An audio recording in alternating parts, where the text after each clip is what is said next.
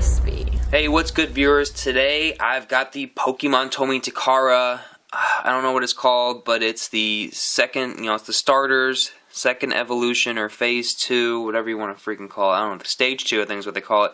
Pose for battle, IVYSAUR, Charmeleon, and WARTORTLE. I've been looking for these forever, and I finally found them in a Target earlier today, and I rushed home and I did a review of them so I can get it to you guys.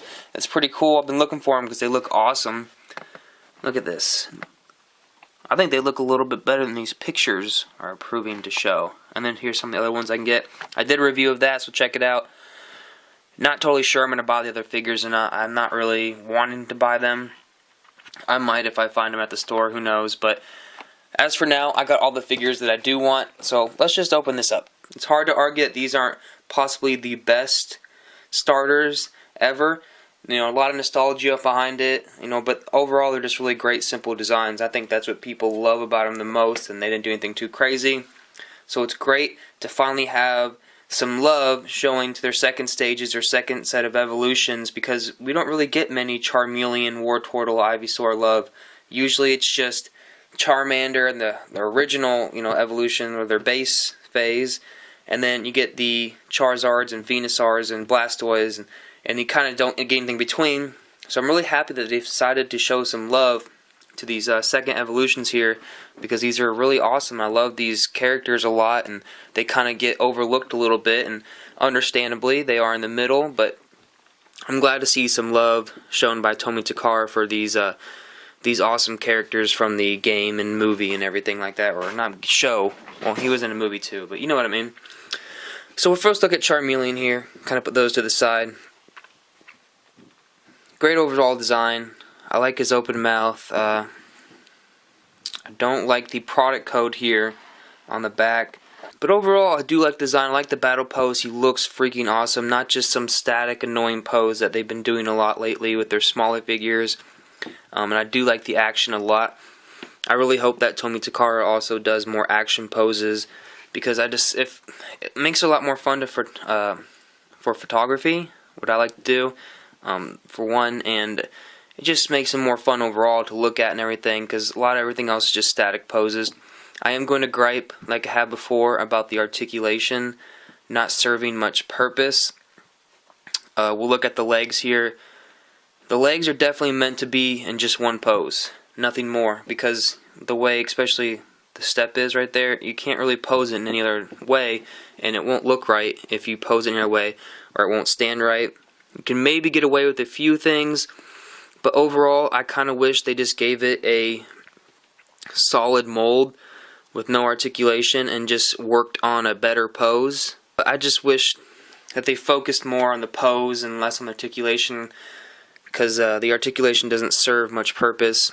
His tail moves, his arms move, but he is meant to be in this singular pose, kind of like this right here, like he just got done slashing. So hopefully you see my argument there. Now my argument comes more into play with like IVYSAUR here, and hopefully you can see what I'm trying to say with the Charmeleon here with IVYSAUR, because if his legs were articulated, I don't think you would have been able to get this cool dynamic pose, and that's what I mean, because he's static. You can't move in his legs, and I like that because he's in a really, really nice pose. It looks really good. I got no complaints about it. It's a great action pose for IVYSAUR here, and I like it a lot. It looks good, and that's kind of what I was trying to say about the Charmeleon here. They hid the product code and everything very well. Happy about that. His head is not really articulated. You can move it, but I mean, there's no point, and I don't want to move it anyways. We're going to move toward WARTORTLE real quick before I say my complaint about this figure. Again, static poses. You can't move his legs, and that's okay. That's good, because he's meant to be in this pose. So hopefully as I go through these figures, my argument about this is becoming more clear and more valid about how the legs should be in one pose, because it makes it easier for him to stand as well. So, because they made it to be in that pose, so they made it to stand in that pose, so it should stand in that pose. You can kind of move his arms and give him a little bit different looks, like this one. You can kind of pull that off there. It looks good.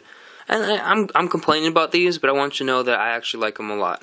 My first impression, these are very good, and I still have a lot of love for these. The molds are extremely well done, and the paint, just like the box, kind of has this old school feel to it that I like it. It looks like something that I would have opened up and played with when I was, in middle school, or actually before middle school and elementary school. I kind of started getting out of this in middle school. So that's kind of what I like about it. It really feels nostalgic. Just the way the paint colors are and everything. Get a lot more light on that right there. And let me head to my complaint about this. Now, the box has his tentacles, I guess you can call them, his vine whip, his vines. They come out and they perfectly are placed right there on the bulb on his back. But as you can tell, it didn't happen with the actual figure. And it wouldn't be so bad, because I kind of like this, but when I opened it up, it was like this. And, that's not right. This shouldn't be way down here, so you kind of have to move it around a little bit, play with it, and it's okay, but it does want to go back. Maybe if I keep twisting it like this, it'll kind of start to stay. I do like that as well, but I do like the way the box has it a little bit more. But I don't think I'll ever actually get it to look right. I mean, that looks okay. So, but that was a little minor complaint. You're going to have to move them around a little bit and try to apply them again, like I showed you right there. Just put some strain on them. Not too much strain. Don't break them or anything, but just... Alright, let's get into some size comparisons. There's Blastoise. D-Art's Blastoise. I got a Charizard. I don't feel like getting them. Blastoise is really easy to grab. And here's a TOMY Takara Pikachu. So, these scale very well with D-Art's figures. And I feel like they'll scale very well with the Nendoroid figures. So they got Cynthia and they got Nendoroid N coming out, and they got Red that's already out, which I have in my DTOF. I'm not going to go grab it.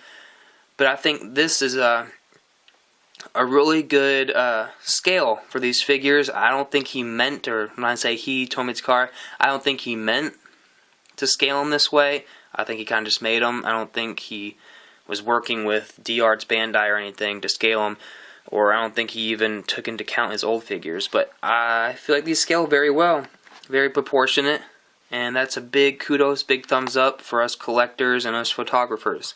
Overall, I would definitely recommend this figure, or these figures, plural. They're about 15 bucks. I found them at Target. And definitely go buy them. They're really cool. I like them a lot. Definitely a recommendation. Paint's overall good and everything's good. So go buy it. Also, you can check out Big Bag Toy Store in the description below. They have some Pokemon figures down there. I haven't seen these three at their site yet, but it's still fun to go check out. Other than that, guys, thanks for watching. Peace out.